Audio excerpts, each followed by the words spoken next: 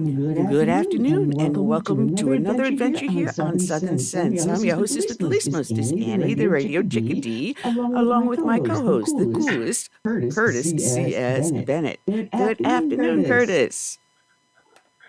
Hey, I go away for a week and seems like the Middle East falls apart. What's going on over there in Israel? I guess we have to talk about that today. That's going to be all the conversation today that we're talking about. We have Charles Faddis with us, a former CIA operative. He has a storied and varied background. He was the first unit to go into the Middle East when we went to war in 2003. He has his own magazine called A&D magazine that you can find up in Substack. I've been posting some of his articles lately. He's going to be joining us. Then we're going to have our friend from the Epoch Times, Mark Tascott, and followed by our guest from the Heritage Foundation, Robert Greenway. And boy, have we got a lot to cover and a lot to talk about. Man, oh man. I'm telling you. Oh, yeah.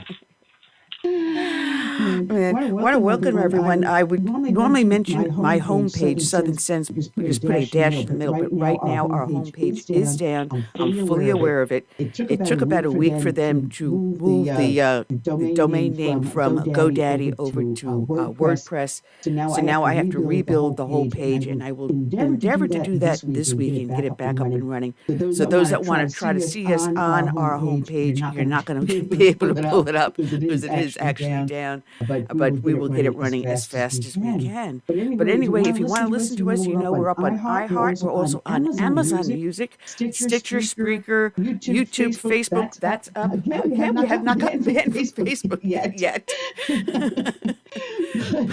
Dry is there also. So far, so good. Knock on wood. But once they will ban us again, I've already had 2 strikes on the new page. I have a total of 7 listeners on the new YouTube page. So they'll do it to us again. I know. I'm just waiting for that to happen. Oh man. But we have, like I said, a lot to talk about, and I look forward to all of our listeners joining us. Hi to everyone that's over there listening on YouTube and as well as Facebook and in our chat room here on Blog Talk Radio. Man, oh man, what a day we're going to have today, that's for sure. I will mention, please, everyone, be aware of your surroundings when you do go out and about today, because there has been a worldwide jihad called. So you may be living in a very nice, quiet little corner town, but still, be on your toes. See something, say something, please. We want everyone to go home at the end of the day healthy and happy. That is important to us. That said, I'm having problems with some of my screens here. I don't believe this. I hope we get this cleared up. Otherwise, we're going to have one heck of a video show going on. Oh, good Lord. Anyway, hopefully we'll get everything running properly again. Jeez. Yeah. Already having problems, and we have not yet started the show. Oh, good Lord. All right. Well, we'll just hopefully we'll get things up and going again. Jeez. This can screw up a wet dream, can't it? Anyway. Hopefully technology, yeah. Anything to mess us up. Anyway, anyone that's listening to us know that we start off each and every show with a dedication to a fallen hero. And hopefully I can get this to run properly. And today's dedication is going to be going out to Police Officer Jessica Ebbighausen of Rutland Police Department in Vermont. Her end of watch was Friday, July 7th of this year. And this reads from the Officer Down Memorial page. Police Officer Jessica Ebbighausen, only 19, was killed when her patrol car was struck head-on by a suspect vehicle being pursued by other officers at about 3 p.m. Officers responding to a burglary in progress on East Washington Street began pursuing the suspect, who was driving a pickup. Officer Ebbighausen, along with her training officer, was responding from the opposite direction as the pursuit entered the intersection of Stratton Road and Woodstock Avenue. The suspect vehicle crossed the center line and collided with Officer Ebbighausen's patrol car head-on. The truck then collided with the second patrol car. Ebbighausen succumbed to her injuries at the scene. 2 other officers and the suspect were injured in the collision. The suspect was taken into custody and charged with negligent operation of a motor vehicle and attempting to elude police, both with death resulting. Officer Ebbighausen was a part-time officer in field training in preparation for attending the Vermont Police Academy to become a full-time officer following the following month. She was survived by her parents, 2 brothers, maternal grandmother, and paternal grandparents and a boyfriend. And this is from vtdigger.org. And they write, Rutland City Police Chief Brian Kilcullen said 19-year-old Jessica Ebbighausen was aware at a young age she wanted to be a career. She wanted the career in law enforcement. Jessica knew at 9 years old she wanted to be a police officer, Kilcullen said, adding that even before she joined the force, she interned with the department's community response team to get a first-hand look of what the work entailed. I remember seeing her with the team, witnessing both the joy and seriousness she exuded, always with a smile on her face, seeking to learn from the team what public service looked like up close, the police chief said of Ebbighausen. Kilcullen spoke that Tuesday morning at the funeral. She was killed on July 7th in Rutland when her cruiser was struck head-on on Woodstock Avenue in Rutland by a truck driven by an alleged burglary suspect as he tried to flee, according to police reports. The Tuesday service, held on the campus of Vermont State University's Castleton campus, drew a large crowd that included several hundred local, county, state, and federal first responders from across New England and New York, wearing black ribbons over their badges. Elected officials, including Governor Phil Scott, also attended the service. Rutland Mayor Michael Douglas was among those who spoke, standing at the podium adorned with her call number, M966. Photos of her also graced the stage, along with several arrangements of flowers. 2 Rutland City police cruisers were parked on each side of the platform. Douglas spoke of Ebbighausen's strong desire to serve her community. To find an individual with such passion and heart for law enforcement and public service in this difficult time in our current climate is unheard of, the mayor said. Rutland was blessed to have her, to have that passion as part of our city, as part of our community, he said, even for a short time. Andrew Ebbighausen, Jessica's brother, told the crowd he had prepared a written statement, but he was too emotional to deliver it. I think all I really have the strength for is to say, Jessica, I love you, and you were my best friend, he said from the podium. Troy Ebbighausen, Jessica's uncle, spoke of her positivity as she took on tasks. She was endearing, good-natured. Her sense of humor was unmatched. He added, if you were looking for the unfiltered truth, Jessica had the ability to be brutally honest, charming, adorable, and amazing all at the same time. She worked for the department for less than 2 months as a part-time Level 2 certified officer. She was scheduled to begin training next month to get her full certification. Police said Tate Ruhame, 20, of Salisbury, was fleeing police who were looking for him for allegedly harassing and breaking into the residence of a former partner in Rutland on that afternoon of July 7th. So today, we're calling M966. Police Officer Jessica Ebbighausen. You are now end of tour, and we'll take it from here. And I have to apologize for the video. It seems my computer is having some problems streaming. So for that, just bear with us while we play Chick-A-Dee, Soul of the Nation, in honor of Police Officer Jessica Ebbighausen.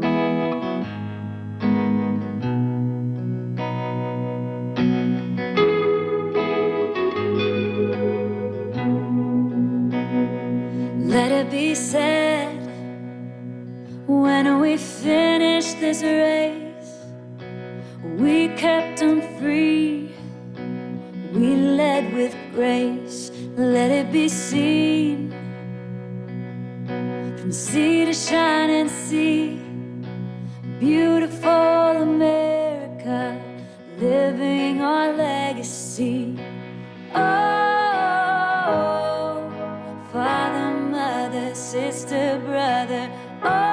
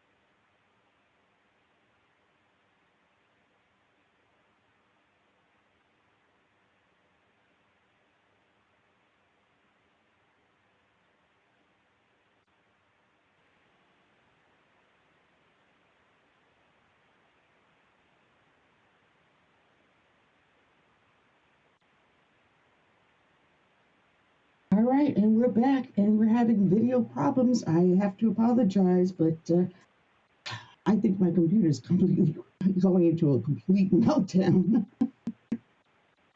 So it's possible. Anything is possible. Anything is possible. Holy moly. Anyway, we're waiting for our first guest to call in, Sam Faddis. So he should be calling in rather shortly in about 10 minutes. But we have a lot to talk about. Holy cow. Right now, last I saw, Israel had given a warning to people in northern Gaza to leave the area. That encompasses about 1.1 million Palestinians. They're telling them to get out of the area because they're getting ready to attack. Now, note the difference here. That they're warning, hey, listen, Hamas attacked us from the Gaza Strip as well as from the West Bank. We're going to retaliate. And when we do, we're going to be coming in. So if you're not part of the problem, get your butts out of there. Now, Hamas didn't do that. Hamas went in after innocent civilians. And we see the difference here. And yet, yesterday we saw nationwide protests supporting the Palestinians who went and massacred innocent individuals, civilians, murdering babies, beheading them. In one kibbutz, they found 40 babies beheaded.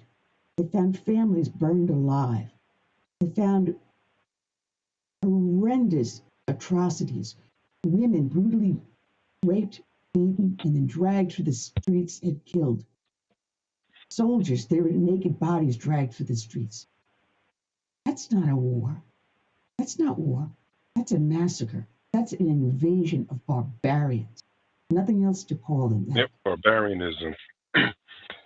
They seem to love soft targets, as we call it in the military, because that's where they are most effective without, fear of reprisals, immediate reprisal at that moment. But I don't think they thought this all the way through, because they should know Israel's not going to stand by and let that happen. They're going to come after them. Exactly. And so every one of them are dead. Exactly. Now, if you watch the protests from the Palestinian student group, and we're going to get into that with Sam Faddis, they were calling for death to Jews. They were calling for death here in the United States. And today, it's a worldwide jihad. And amongst all of this, God bless true Americans. In the city of New York, it's posted up on my Twitter account. So if you go to up to Twitter, you'll find Southern Sense. Instead of a dash in the middle, it's an underscore. Southern underscore Sense, S-E-N-S-E, Southern Sense. You'll find up on Twitter. And I also put it up on the Facebook page. There's a video that someone had posted up on Twitter, and I'm reposting it everywhere I can possibly find. 5,000 Catholics, nuns, priests, they held a mass in Manhattan, walking through New York City with the Eucharist, celebrating the Mass and celebrating it for Israel, to give them support. You look at the Palestinian protests that were nasty, they were violent. One woman raising her fist up in the Hitler salute. I mean, is she even aware that Hitler, who wanted to have only the master race survive on the planet Earth, was including to eradicate those who were black? And this was a black woman wearing a hijab? They don't know their history. They don't. I mean, look at what's going on in the halls of Congress. We have members of Congress who sympathize with Hamas and show support and showing their flag and things like that. How could that be in America, I don't know. I really don't know, but it just amazed me that here in the United States, land of the free, that you would see these protests. And again, we're going to talk to Sam Faddis about it because there is a root to this. And I'm still trying to get the video to come back up, and I'm not having much good. I have to apologize to those that are trying to watch, but I don't know what's going on unless my graphic card or something is going completely nuts. But nothing's working properly. So again, I apologize for those that are trying to watch. And there's also someone posted a video up showing the Iranian legislature. And when they heard that the $6 billion that President Biden unfroze on 9/11 of all days, these dates have significance. And that's, again, what we'll be talking about. On 9/11, he unfroze $6 billion in assets being held for Iran. And when he refroze it, he reached out to Qatar because the money got transferred to the banks in Qatar. He reached out and refroze the assets. They were chanting death to America. The entire legislature went down onto the floor and started screaming and raising their hands, screaming death to America. Nice. And tell me that they're not behind Hamas. Try to tell me that Iran is not behind what happened with Hamas. Oh, they are definitely. And, of course, the Biden administration deny it, in every way, just like they do with the border. There's no border issue. Oh, okay, so why did y'all put up a wall? Oh, because it was allocated already, and we have to obey the law and put up those extra 20 miles. These guys, it's just so comical. Okay, so nearly after 4 years of being in office, he decides he's going to follow the law because 20 miles was appropriated back in the Trump era. He had no designs of putting up those last 20 miles. In fact, he was taking down some of the wall that was already up.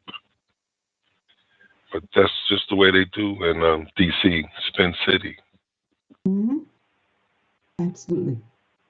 And I think I found what my problem is with the video, not reading the drive that's got all the pictures on it. Huh.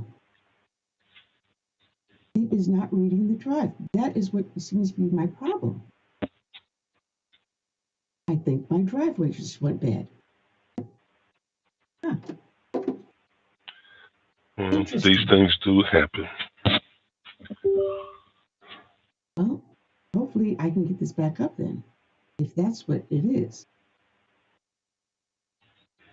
Okay, and that seems to be what the problem is. And we'll see if this works. All right, well, hopefully we'll see if we can get this going, okay? Fingers crossed. But anyway, yes, here we got Houston, we have liftoff. Believe it or not, Curtis, we've got it back up. And that's what it was. It did not stop reading the drive. Okay. So now, you worked the problem. Good. I worked the problem out. But that means it took all the other pictures and everything I put in there, and now it's all gone. So I have to reload all the photos and everything. Oh, that's all right. We'll take it. We'll take it. Anyway, all right. It looks like we're waiting for Sam to call us in, and people go, these people, what are they talking about? What are they talking about? All right, here we go. All right. So we're going to try to get some of these things up here really, really, really quickly. And yes, okay, we got it. Houston, we have liftoff. All right.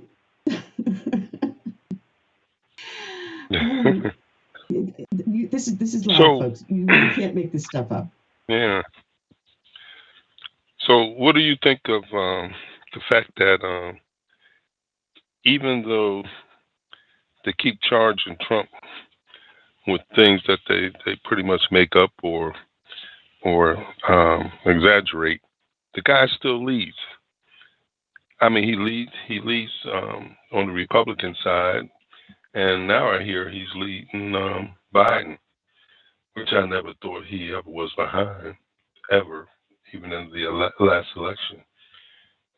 But the way they have it now, he's about 3 or 4 points ahead of Joe Biden, and even so in Pennsylvania.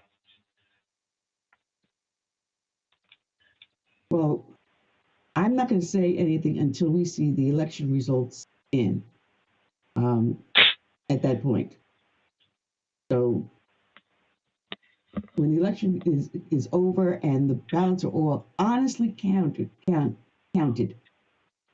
then I would say, yeah, okay, I'll believe it when I see it. Well, I read into it that Trump is not losing support; he's gaining support, and I think it's because a lot of people are starting to realize that what's going on is just a travesty of justice.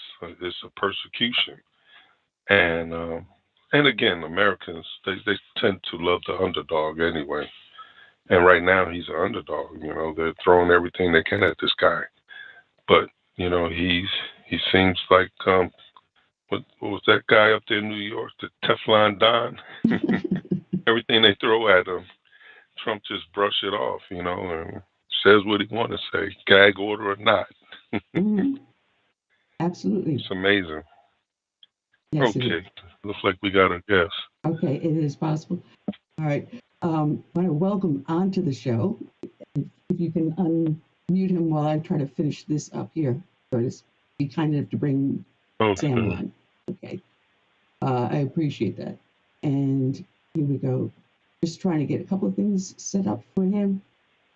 And if my computer just responds a little bit faster, we can do this. Come on. All right, you got him? Okay. All right. Welcome to the Insane Asylum over here today, Sam. Charles Sam Faddis. Good afternoon, and how are you? Sam, you unmuted? I don't have any sound here. Curtis, you got sound? Curtis? I can hear you loud and clear. All right, do you have him? I see him lit up. All right. Let me double check. Yeah, I see him lit up. But, all right, while we're trying to get Curtis to get our guest back on. Oh, man, there's so much to talk about. If he can get Sam back on. Sam is a retired CIA operations officer, a published author, a national security commentator. He also is the founder of AND magazine, AND magazine, that you can find up on Substack, and there's a link to it on the show page. And do you have him, Curtis? I got no response. I did a sound check and asked him to speak up, or whoever was on the line, and silence. I'm not sure what's going on. Okay, so let me see if I can get him a quick text over here to let him know that we've got him. And I can't hear him. We have no sound. Yeah, that is his phone number. And Sam, we have no sound. Sam, no sound. Go back. And we're trying that right now. As I'm typing it onto my phone right now, just telling him to call back because we've got no sound right now.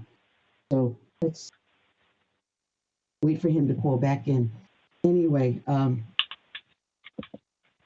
I forgot what we were talking about. We were talking about the Day of Outrage, and I was saying that there is a video that I did post up on Facebook. I haven't gotten up onto YouTube yet. I will post it there later if I can.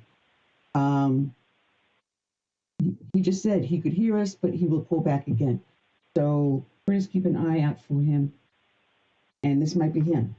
And Curtis is pulling the call in, and hopefully that's him calling back in.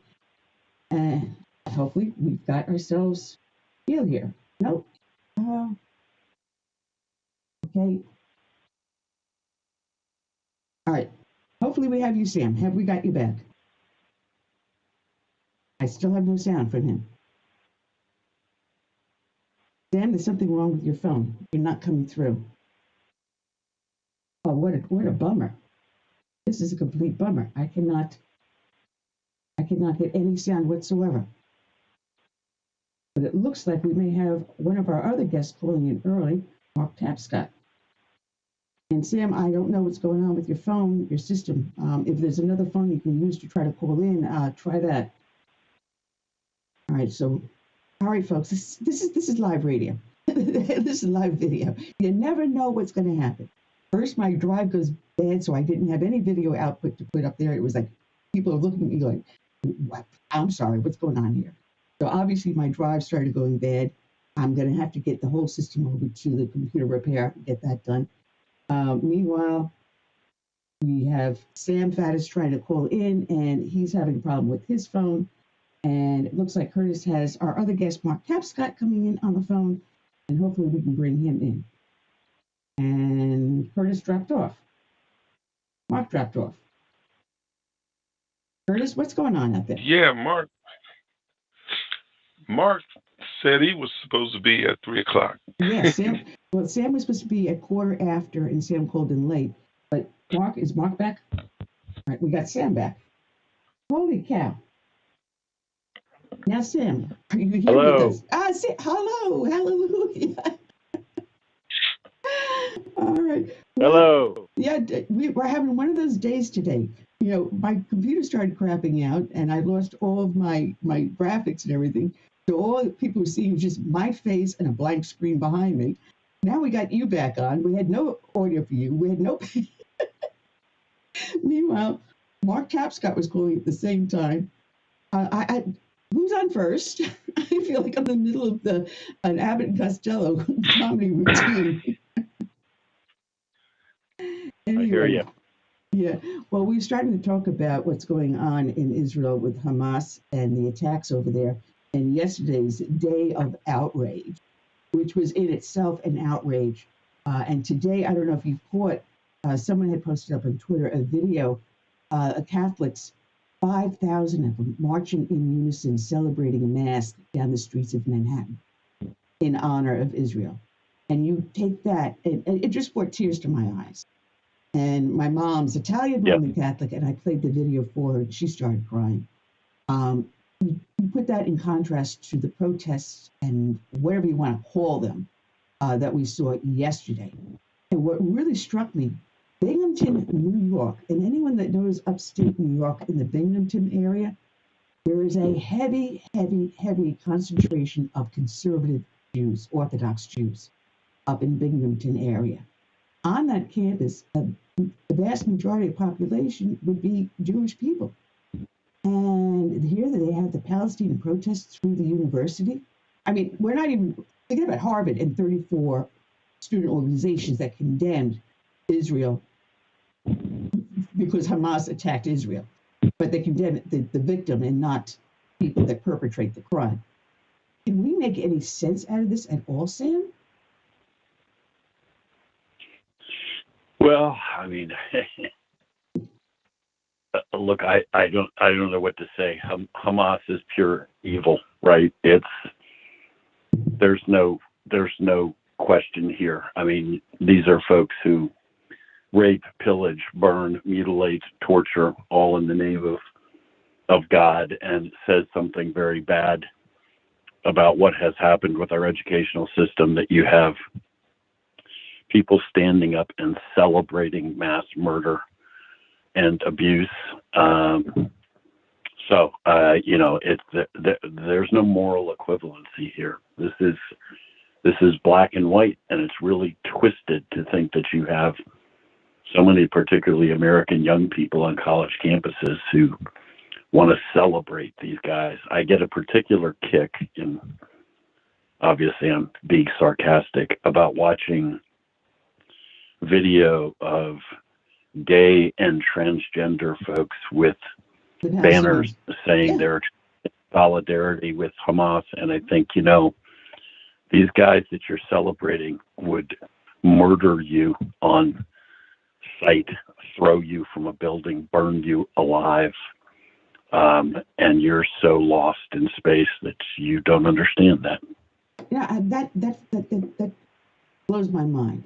If you were gay in a conservative Orthodox Muslim nation or area, because you now have the no-go zones that been popping up for the last 2 decades, you would be killed.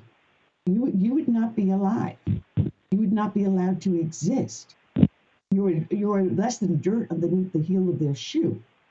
And that, I say that intentionally, because it will be the heel of the shoe that would be stomping on you. And to an Arab Muslim, that is an ultimate insult to show the sole of your shoe. But heaven forbid, you're going to stand in solidarity to someone that would rather see you dead. Brilliant. Well, you really, let's be clear. I mean, when you're talking about Hamas, Hezbollah, ISIS, Al Qaeda, I mean, some of these groups are Shia, some of them are Sunni, but they're not. All of these folks represent a particularly virulent, and as far as I'm concerned, psycho version of Islam. I mean, they not only want to kill Christians and Jews, but if you're a Muslim who doesn't agree with their interpretation, you're actually worse than a Christian or a Jew, because you betrayed your own faith. I mean, they will slaughter you, and they will enjoy it. It is horrible. It is evil. It's clear as day. Again, there's no moral equivalency here. There is no ambiguity, and that you have major U.S. institutions like Harvard expressing solidarity with mass murder and terrorism is really, really twisted. I mean, that ought to get everybody's attention and make you think, if you didn't already understand it, that, wow, higher education in our country has lost its way completely. It has, and has to go back to the accreditation system. A matter of fact, National Review had an excellent article in August about that, explaining it. And also, as I'm reading the article, all the bells are ringing in my head and go, now I understand. Because the people that control the accreditation in colleges, which is tied to federal funding, have gone so far left that it makes no sense whatsoever. If you do not toe the line, you will lose your federal funding. Heaven forbid you even think conservative. You will lose your accreditation, which means you lose your funding. And then your college will go belly up if they have their way. And I'm trying to remember the name of the woman. I believe it's Whelan, Whelan, that holds the reins for the accreditation of our colleges here in the United States. And we've got to stop that. Go to colleges like Liberty University or Hillsdale that don't require federal funding, don't need their accreditation to raise funds. We've got to take our education system back. And that's why we find the Muslim Brotherhood and other nefarious agents against the United States buried in our higher education institutions. They're not even educating anymore. They're indoctrinating. They're not educating. You got an excellent article you put out up on your page, your magazine that people go to Substack and read, called The Day of Rage, talking about what happened yesterday. And what is happening today? We have a worldwide jihad being called out. And these dates have significance. Yeah, and what people understand is, I mean, they need to understand many things, but this is not a one-off deal. I mean, these people, you have very large organizations, including organizations inside the United States, that, they're calling for jihad, and explicitly in this sense, that means violence. I mean, to groups like Hamas, they're not looking for coexistence, right? They're not looking. This is not a, hey, if you leave me alone, I'll leave you alone. We'll all live in peace kind of thing. That's 100% wrong. I'm sorry If you don't understand that, well, then you don't understand anything about what's going on. These guys think in apocalyptic terms. This is a religious war to them, and this is their version of Armageddon, the apocalypse. It's the end of days, and it only ends one way. Either you will submit not just to Islam, but submit to their version of Islam, or you will be eliminated. That's it. That's what you're talking about. So, not just talking about protests and Day of Rage. I mean, you can justify anything, and I don't want to get lost in gory details of stuff that I have experienced in my career, but suffice it to say, when I say they can justify anything, I mean literally anything, things that the normal human being could never even imagine they will do. And it's all somehow not just okay, but glorified. So, I mean, if you're sitting around thinking these are the good guys and the freedom fighters and you're going to help them out, I'm sorry, but you're going to discover way too late that you have sided with a bunch of monsters, man. I mean, if you really feel sorry for the Palestinians, let's start with this. There's 2 million people stuck in Gaza, which is maybe 25 miles end to end the long way and maybe 5 miles wide. Gaza is run by Hamas. Hamas is ultra-violent terrorist group. That's not just that Hamas exists there. Hamas is the government there. Exactly. So all of those 2 million people are stuck being ruled by a bunch of psychopaths.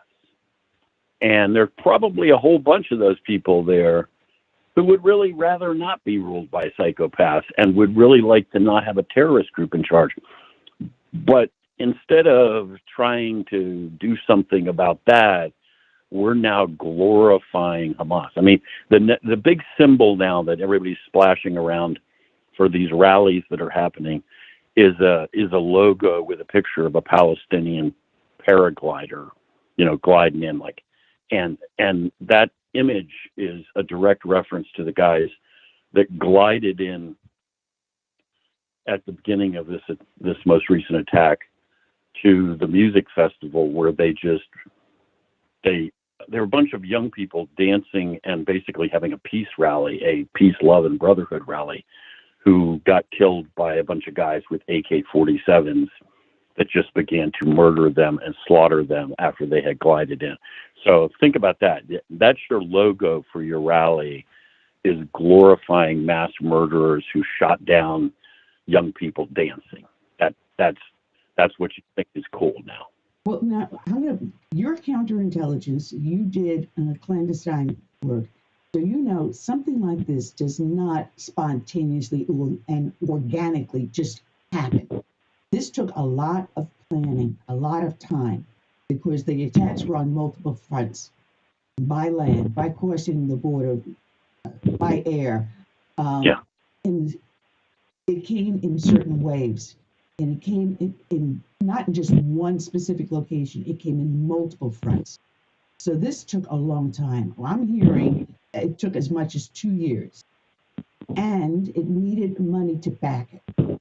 Now, supposedly, Trump made sure that all funds going to Iran, who is behind Hamas and Hezbollah, they are the ones that control Hamas and Hezbollah. And anyone tries to say otherwise, I got a bridge in Brooklyn to sell you. So American tax dollars went into Iran illegally under this current administration. And I think I counted something to the effect of, on the conservative side, $1.2 billion in cash. And I did a rough estimate last night, $500 million for programming and support, $250 million, quote, for peace, $90 million through the UN, $316 million to the Palestinian terrorists for 4G telephones. The funding, they get $5.5 million per year, and he's been in office for 3 years, which makes it $16.5 million. And he was getting ready to release, or had released, 6 billion more, but now that's refrozen, of all days on 9/11, that tell us that we're not funding Hamas with our own tax dollars. And oh, by the way, there is a law that was passed after the murder of an American hero, Taylor Force, the Taylor Force Act, that forbids the executive branch to release funds to known terrorists. So also now Ronnie Jackson has a lawsuit who, I forget the name of the group that's doing it, he filed it in Texas against Biden for funneling this money to Iran using the taxpayers and through back doors. So creepy Uncle Joe, who claims he's here to defend the United States, has actually been helping to dismantle our allies and ourselves. Yeah, and on top of everything you just listed, we have very deliberately not enforced the whole raft of sanctions. So we've allowed the Iranians to make all kinds of money in all sorts of ways, selling oil, et cetera, that they shouldn't they shouldn't be able to. I mean, I think it's like a lot of things here. People need to understand, my opinion, obviously. What you see with the Biden administration is not incompetence. I mean, you may see a significant measure of that as well. But if you were just looking at grotesquely the most incompetent regime in American history, that would actually be good news, in my opinion, because the true story is much worse. I mean, the Biden administration is playing for the other team in a whole variety of ways. So, as you said, Hamas is a creature of Iran. The Biden administration wanted to pretend in the aftermath of this attack they weren't sure whether the Iranians are involved. Please give me a break. The Iranians own Hamas. They train Hamas. They fund Hamas. They equip Hamas. Hamas and the Iranian Revolutionary Guard Corps lashed up at the hip. Okay, so just stop. I mean, if Hamas is attacking Israel, the Iranians are up to their eyeballs in it and have been since the beginning. Okay, well, I mean, Joe just gave the Iranians $6 billion. As you say, they're now claiming they refroze it. We'll see. But also, I mean, at almost infinite number of points of contact, you can see that the Biden administration is actually sympathetic to and supportive of the Islamic Republic of Iran, the Ayatollahs. There's been a massive democratic movement, protests in the street, people fighting the regime for several years now, including women who have the crazy idea that they should be able to walk around in public and show their hair, not wear a headscarf, and not be arrested for it. Our administration has no interest in supporting that democratic movement. They have a big interest, apparently, in continuing to send money to the Ayatollahs. The guy that Joe put in charge made his special envoy to Iran, Bob Malley, been running around the planet for years now. Nobody, never quite explaining what he's doing, but carrying on contacts with the Iranians at senior levels all the time. Okay, well, Malley is a known supporter of Hamas. Mm-hmm. He's said all sorts of laudatory things in the past. He was on Obama's campaign, and it became such a big issue that they removed him from the campaign because he was meeting with Hamas.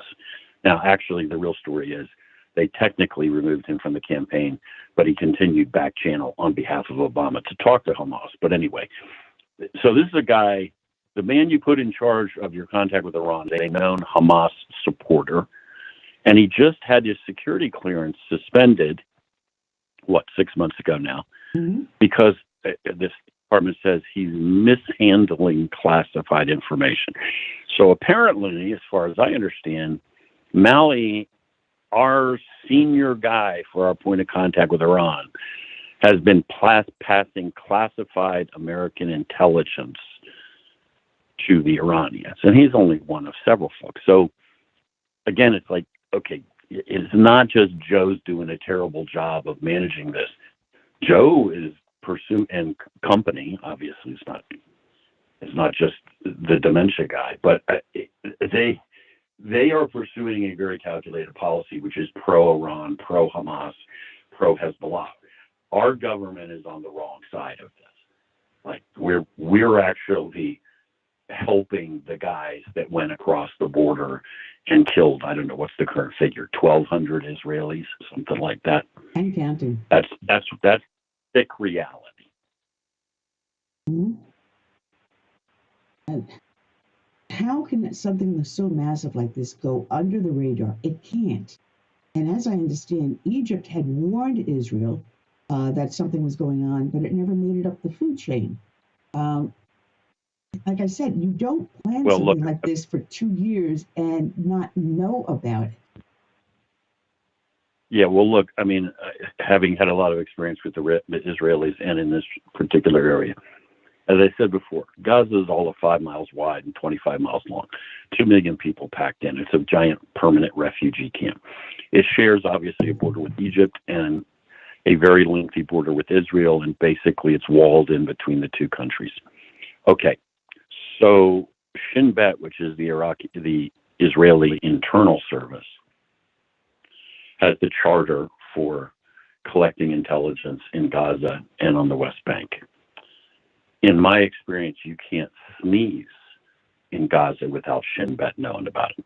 Mm-hmm. But every other guy on the street is a source for Shin Bet. They have the place wired every possible way. I mean, look, it's right next door. You can go meet a source in the Gaza Strip and be back home for dinner, right? This is not like you got to jump into the Hindu Kush to collect intel. The Israelis own it. You can't move. Now, you're talking about exactly what you said. A huge operation, thousands and thousands of rockets, all the logistics, all the money, all the training, all the prep, all the rehearsals. Inconceivable. I've heard the thing about the Egyptians telling the Israelis something was coming. I'm not saying that didn't happen. I'm just saying it is inconceivable to me that the Israelis did not have their own intelligence. Mm-hmm. I have absolutely no idea how many sources they have in Gaza. It's got to be hundreds of guys on the payroll, if not thousands of Palestinians that report to them. There's no way now. So I don't have an explanation for that at this point in time. I know that there have been significant so-called intelligence failures in the past involving the United States, where the reality is the intel services were telling people things that politicians didn't want to hear, and therefore the politicians didn't act on that. And then afterward, it becomes convenient to say, the intel guys blew it, because otherwise you have to take responsibility as a politician. That's a theory. I don't know that. What I know is there's no way on earth this thing took place, and really Israeli intel did not tell anybody that something was coming. Now, why somebody didn't do anything, why they chose not to act, now we're into the realm of speculation, but there's just no way. I mean, I know in my experience, Shin Bet will put a missile into a car carrying terrorists in Gaza. In other words, they'll have a helicopter gunship fire a missile and blow up a car filled with terrorists. They'll know the names of every guy in that car. They'll know the names of his wife, his kids, his grandfather, his cousins. They'll probably have his bank account numbers. They will literally know everything and precisely where they left and precisely where they're going and the make of the car, and they probably got a copy of the title. I mean, so come on, you didn't prep an invasion of Israel to their noses and nobody saw it. No. Excuse me. And what threw me, I don't know if you saw Blinken's press conference from Qatar just prior to the show going on, and I had to stare at the screen and look at this man and say, I can't believe what just came out of his mouth. He said that the administration is working with the Palestinian authorities to get things under control. Well, who the heck do you think the Palestinian Authority is? I'm sorry. Yeah, well, did I miss that page in the book? Authority. Yeah, well, I mean, there would be another group of guys, the Palestinian Authority in the West Bank, that there's no way on earth they did not know this was coming. Whether they specifically assisted, that remains to be seen, but they also have Gaza wired. I mean, look, Mike, this is an area and an issue. I mean, the reality is you got guys running around in Gaza who are taking money from the Israelis to talk to them, taking money from the Egyptians to talk to them, probably taking money from 3 other intelligence services to talk to them. That this is not, everybody's talking about everything and everybody's collecting it, and there's just no way. I mean, you wanted to tell me a guy decided to stage a lone actor suicide attack and nobody saw it come. Okay, maybe that's believable. You didn't prepare an invasion of Israel under their noses without people knowing that it was coming. Again, why were the Israelis unprepared? I don't know. At this point is all I can say. But what I do know is that don't even try to tell me that there were no indicators that it was coming. That's absurd. Yeah. Now, I have to say, God bless our law enforcement here in the United States, because I understand department across the nation has gone into high alert. And I know my NYPD, and I was watching Newsmax last night, and there goes a mobilization alert running across the bottom of the banner, saying, calling all officers back into New York City. It doesn't matter if you're on vacation or your day off. You are mobilized, you're heading on in, and you're suiting up and getting ready to hit the streets. I got to hand these men and women out there a great respect, because I know what it's like, because I was there when it erupted in Brooklyn on Eastern Parkway back in the late 80s. And I'm sure you remember that incident there. We had the bridges closed at one point. So I know what that goes into mobilization. But Sam, there's so much more to talk about, and Curtis is calling into our heritage guest who's coming up next.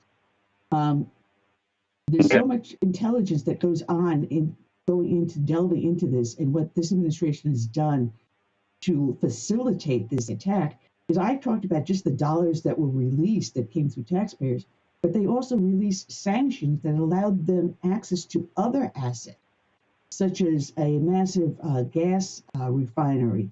I think it's the world's largest there in the Gulf, and other things, exports that were now allowed to go out for precious metals and other things that allowed them to fund this whole thing through Iran.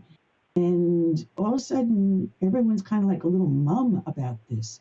But someone else made a point, they had posted up on the social networks, that now we've got Israel with this going 24/7 on the news, but we're not talking about Hunter Biden.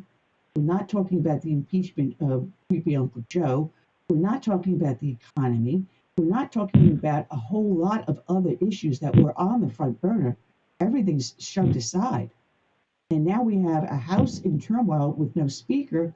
So what's going on, Sam? Where do we stand? What should we be paying attention to now? Yeah, well, I mean, to what extent any of this is deliberate in the sense of deliberately shoving certain things out of the news cycle, I don't know. I guess what I would say would be this.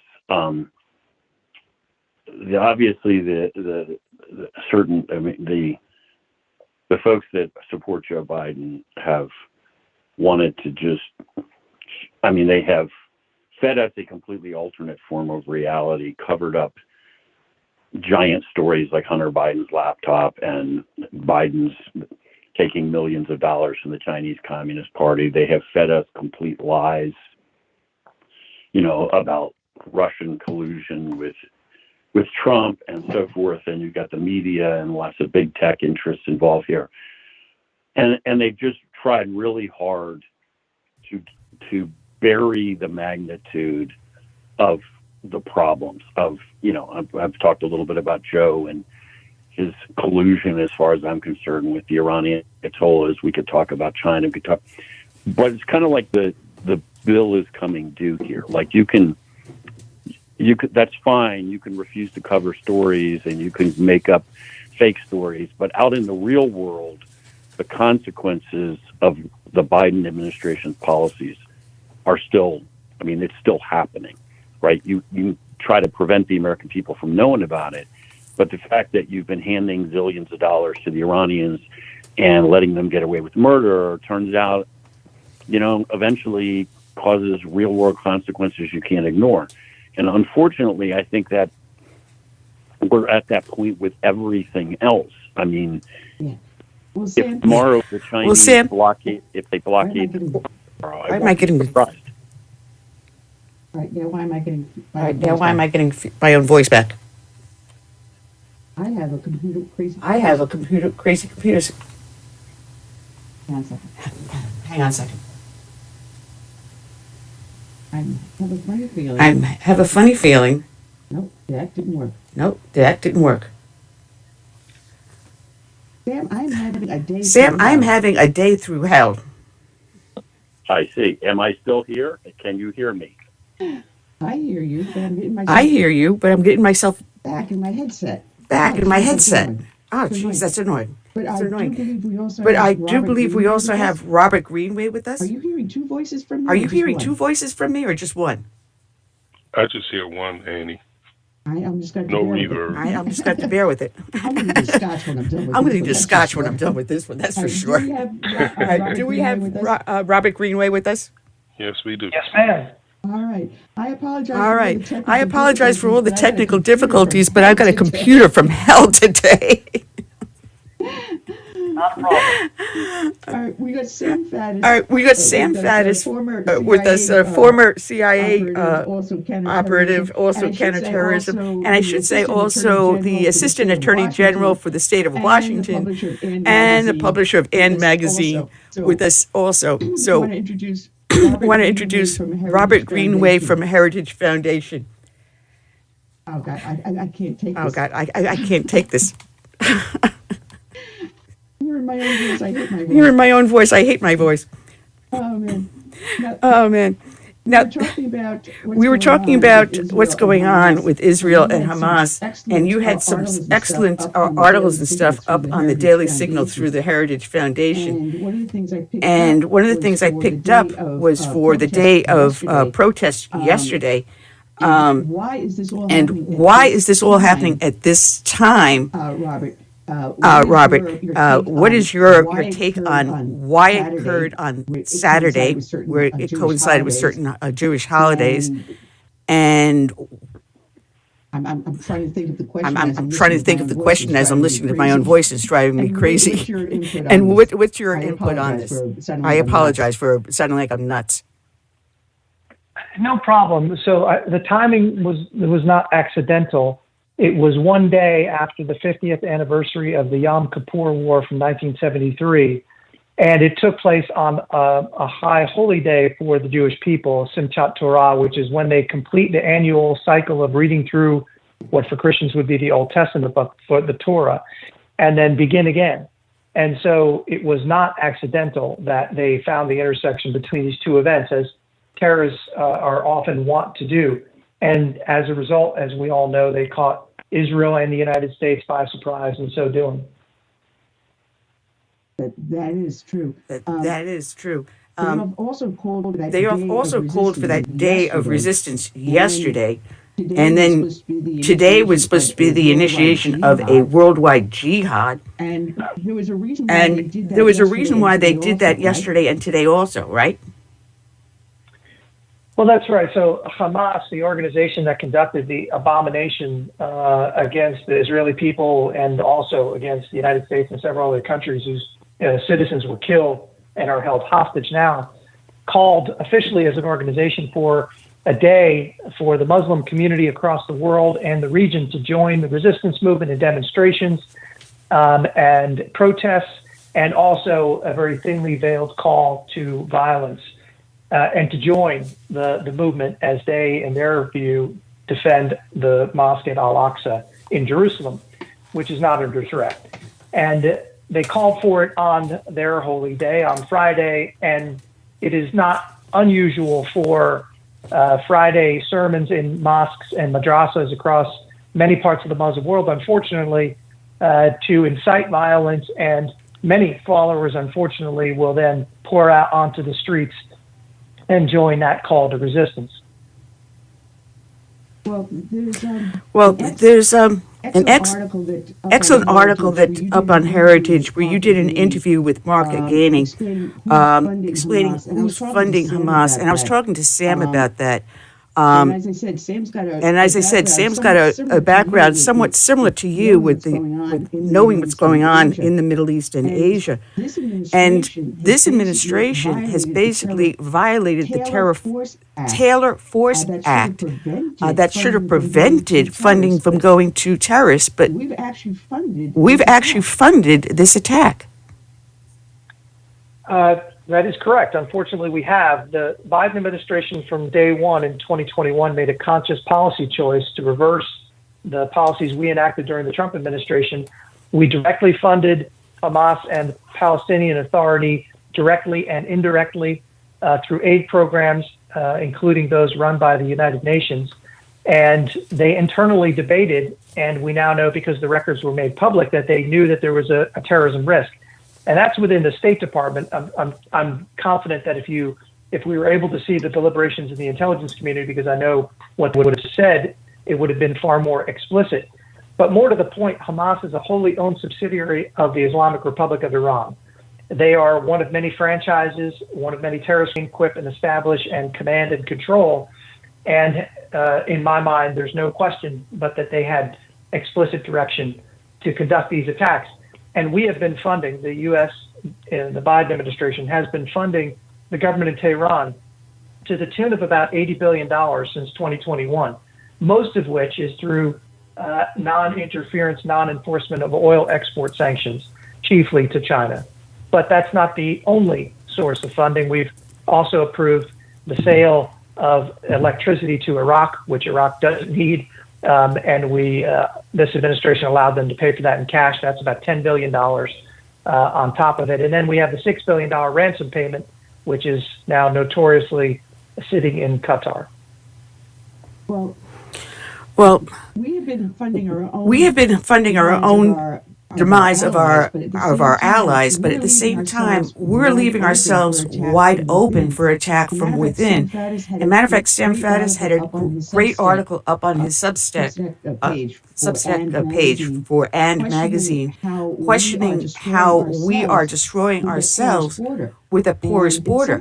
And it's something that you also spoke about how we have our own enemies now coursing into our country and walking around freely, and we have no idea where they are or when they will attack. It's not a matter of attack. Have we just put ourselves at great risk with this Biden administration's policy of open borders and not checking visas? We're even finding them coming in legal ports of entry and being allowed to enter in the country. There can be no doubt. We are now letting in some 200,000 illegal immigrants a month for the second month in a row. We have seen since 2021 some 600 Iranian special interest aliens enter the country that we're aware of, that were actually detained. This year, over 150 individuals on the terrorist watch list have been detained, which is a record high by quite a significant margin. And make no mistake, Iran, Hezbollah, Hamas, and a number of other terrorist organizations already had operational presence in the United States and pre-existing relationships with Mexican drug cartels. And so there is no doubt that they are exploiting the open border to increase their operational capability in the United States so that it could be used whenever they want. And the protests and demonstrations in support of the abomination of the attack that took place this weekend in college campuses and cities across the United States and even in Europe is a message to us that they are here, that they have the capability and the intent to do it. And that they do. And I was watching the protests up in Binghamton, New York, and being a former New Yorker, I know that that area has a lot of ultra-Orthodox and conservative Jewish communities there. And the college campus has a large population of Jewish people as students there. And to have that protest on that campus, that was for a reason. That was specifically for a reason, to send a loud message, was it not? Absolutely, it was. And unfortunately, college campuses are fertile ground for this type of ideology. And I think we're just now starting to realize what many, I think, that were tracking this closely were fully aware of. Now, the question is, what do we do about it? States like Florida are already starting to consider their options. At Heritage, we're supporting efforts to identify these individuals and to potentially consider revoking their visas. If they're here on an education visa, and they're advocating for an organization that killed innocent men, women, children, babies, then they have no business being here. That's not the type of person we want on our college campuses. And so hopefully we'll be able to do something about it before we have violence, additional violence, spread to our shores. I hope so. I hope so. But one of our problems is the accreditation of these colleges, where it's allowed a progressive communistic they no longer educate our kids in the classical education. It's now a political indoctrination, and heaven forbid you say boo against anything that they're promoting, whatever the new woke flavor of the month is. So what we have to do is take the accreditation policy away from colleges, bring back the more capitalistic competition between colleges, take the federal dollars out of colleges so we can reclaim our education system, so something like this won't happen on college campuses. Is that not the right way to do this? It absolutely is. And I think, too, a lot of these states, a lot of state institutions, a lot of them receive federal and state funds, significant amounts, which is why tuition is now skyrocketed. So we're paying more, we're getting less, and getting a very dangerous product. And I would add, too, that the Marxism and the ideology that infuses so many different social movements can also be found in the Muslim Brotherhood, which is the source of Hamas and many of its affiliated organizations. And it's no coincidence that they all find common cause inevitably. And I think the sooner we wake up to that reality and do something about it, the better. Listening to Blinken in his press conferences yesterday and today, I saw signaling coming from him, basically telling Israel, don't overreact on your response to them. At one point yesterday, he was signaling that to be measured in their response. And then today, when he was doing his press conference in Qatar, he was saying they were working alongside the Palestinian Authority to regain control, but it was the Palestinian Authority that allowed this to happen. Well, not only that, I think, it seems lost in this, but 27 Americans were brutally, innocent civilians were brutally murdered. 14 are held hostage. Where's the indignation? Where's the United States acting on this? I don't think we want to outsource everything to Israel in this case, nor do I think we should. And so I think in the end, there's an expectation that there's some anger and there's a U.S. response to all of this, if not in Gaza against Hamas, then against the source of all this in Iran. And minimally, we ought to stop paying for them and underwriting the financial enterprise that funds all of this. But you're absolutely right that at the end of the day, Blinken's calls to constrain Israel's activity is, one, going to fall on deaf ears, as it should, but also they've not even begun to initiate operations. I don't think we would have taken counsel after 9/11 to exercise restraint. I don't expect Israel will, and I don't think Israel can under the circumstances. And no, the Palestinian Authority has not been in control of Gaza since Israel gave it up in 2005. The elections ever since have resoundingly favored Hamas, which makes you wonder about the disposition of the population in Gaza. As I was through my research, I came across something that was rather unusual. And Iran has a close association with China. And now we have the largest investment fund that is now investing heavily, the majority of their investment now in Chinese military companies. And I found that odd that they're doing that at this moment, where you have a unholy marriage between Iran and China, and now American investment dollars, your pension money is being invested with our enemies. And I'm finding that it's happening. And I don't believe in coincidences. No, you're right not to. Look, our Congress has been very reluctant. States have been more successful at restricting investments in Chinese enterprises, all run by the state, and particularly the military ones. But there's been, especially among Democrats in Congress, there's been a huge reluctance to do this. And in fact, on this subject, the person they nominated to take over as a U.S. ambassador to Israel ran the U.S.-China Trade Relations Organization, which just shows you how cozy that he was with the Chinese. And China imports 43% of its oil from the Middle East and needs that oil for its military, but also for its economy. And Iran has been the bargain basement source of oil for quite some time, and it is their biggest customer. They buy a lot of other oil and gas, of course, but Iran is a particularly beneficial customer. And you have to wonder what else is Iran getting, because the military cooperation between the two countries is also close. And I should think that that's something we would definitely not want to see. Well, my other question is how much of our military equipment that we left behind in Afghanistan was able to make its way across the border into Iran? So among the $83 billion of equipment and infrastructure that we left behind in the hands of the Taliban that we took control back from after 9/11, we know that some of the small arms weapons were found in possession of Hamas. This was reported by Israeli security forces in June of this year. I have seen but not received independent confirmation, but I've seen reports that some weapons used in the attack on Saturday were, in fact, from the Afghan battlefield. And it would not surprise me because of the volume and the nature of the global arms market. I'm glad I'm not the only one that made that connection. We're down to our last 10 minutes. And Sam has been sitting back there very quietly. You want to interject something here, Sam? Yeah, I'll say this. I agree with everything that's been said in the last 20 minutes. I have talked on the last issue that you brought up on arms,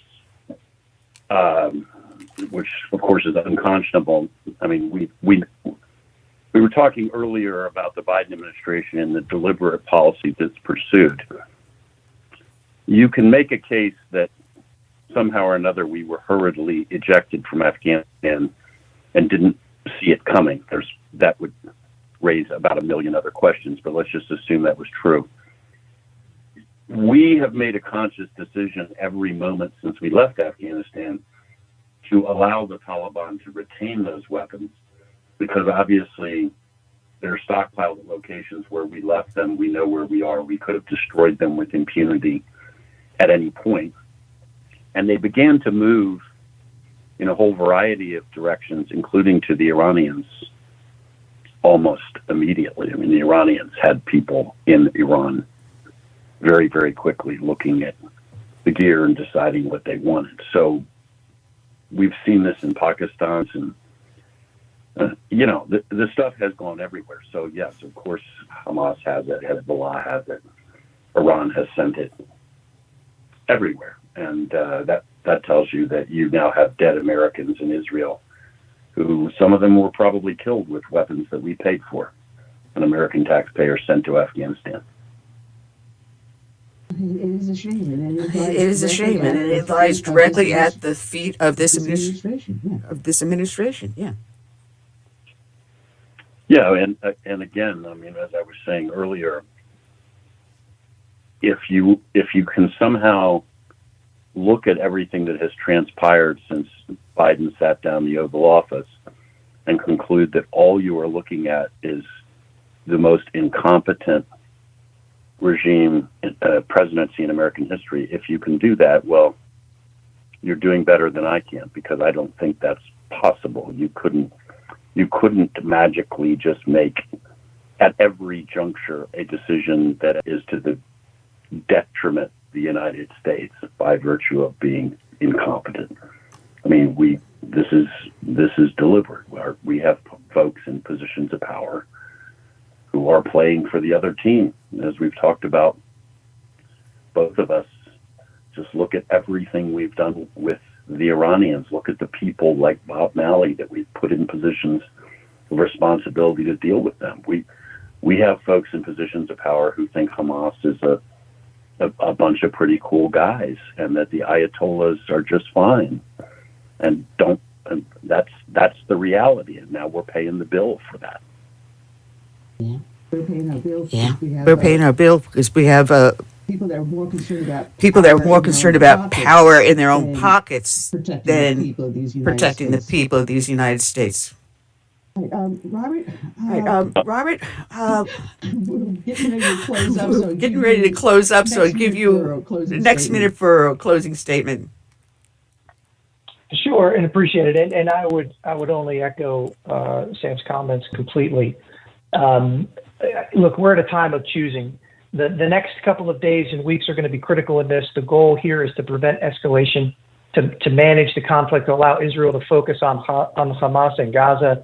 And our role is to reverse our policy course, confront the source of this problem in Iran, starve them of the resources necessary to threaten us, and prevent a regional escalation that would have ramifications that would make the conflict in Ukraine look relatively minor. All the while, I think there is, again, this great risk that Iran gets now closer and closer to a nuclear weapon, which would put them in de facto control of 20% of the world's trade and the world's global energy markets, and we can't afford either. So we've got to hold the administration accountable. They've made horrible decisions, all of which have to be reversed. They won't do it if there isn't public pressure. And hopefully this has been the triggering event which will cause them to do that. I have my doubts, but that's what's required. I appreciate you having me on today. I wish we had more time with you. And I'm glad that Sam was able to hang out with us and stay a little bit longer. We lost Mark Tapscott, so I don't know what happened to him, but there's always something going on, so the Epoch Times needs him more than I do.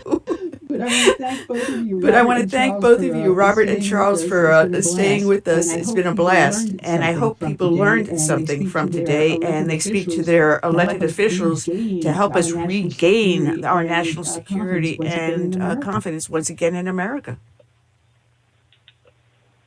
Thank you. Absolutely. Thank you very much. All right, and people can find Robert. Greenway over at heritage.org. And Sam has magazine, A&D magazine, which you can find over at substack.com. Thank you, gentlemen. It has been a blast, and I welcome you back anytime. Thank you, and take care. Okay. All right, thank you, Sam. Thank you, Sam. And thank you for being a good sport with us. All right, Curtis, that's all we have for today. All right, Curtis, that's all we have for today. And we will be back next week with another show, and hopefully I'll have these technical difficulties finally ironed out. It's driving me crazy. So I'll say good night. So I'll say good night until next time. Yeah, Mark will show up next week. Oh, okay, good. He has some contractors working at his house, so he was afraid the noise would interfere. All right, so we give him a break. So I want to thank everyone for listening, and I say good night and God bless as I leave you with my friend Gary Pecorella on Save America.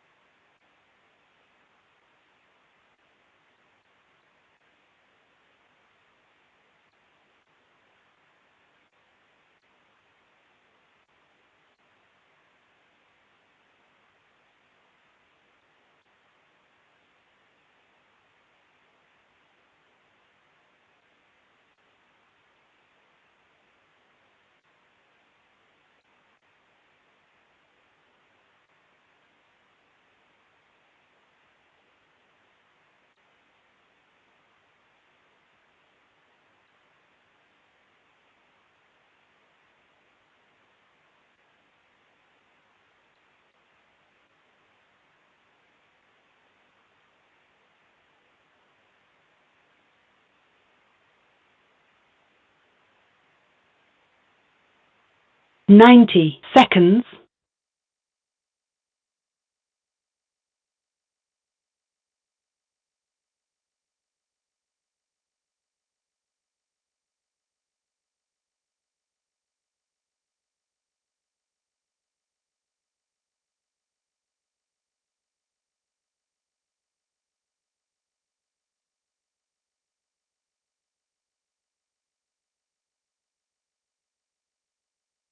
60 seconds.